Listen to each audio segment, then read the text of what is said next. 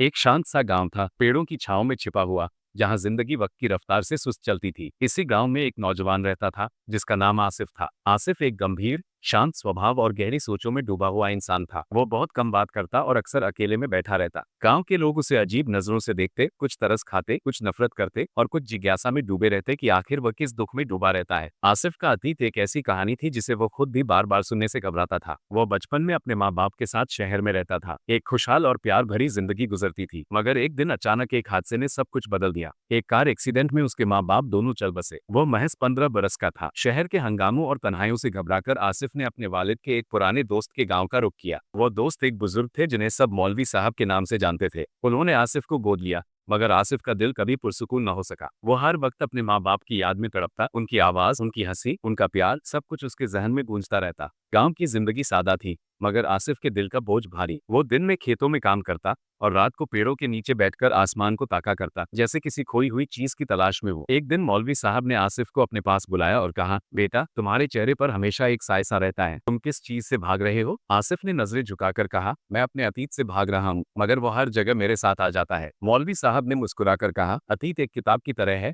जो तुमने लिख ली है। तुम उसे फाड़ नहीं सकते, मगर उसे बंद करके रख सकते हो और नई किताब शुरू कर सकते हो।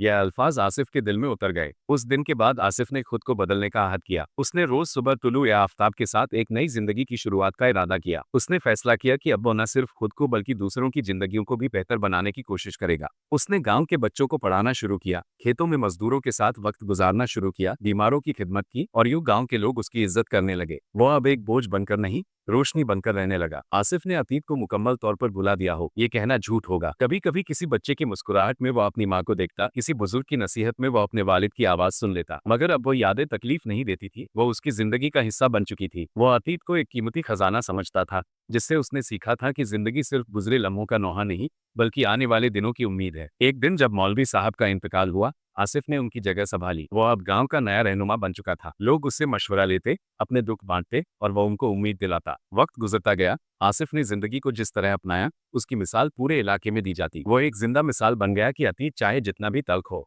अगर इंसान चाहे तो हाल को रोशन और मुस्तकबल को संवार सकता है। जिंदगी ने उसे तोड़कर, बिखेर कर दोबारा जोड़ा था, और अब वो जान चुका था कि अतीत को बुलाने का तरीका यह नहीं कि उसे नजरअंदाज किया जाए, बल्कि उसे समझकर, उससे सीखकर आगे बढ़ा जाए। निष्कर्ष, आसिफ की कहानी हमें सिखाती है कि अतीत को भुलाना और याद रखना दोनों जिंदगी के अहम सबक हैं। हम चाहें तो अपनी तल्ख यादों को शिकस्त दे सकते हैं, बस हौसला, सब्र और नीयत चाहिए।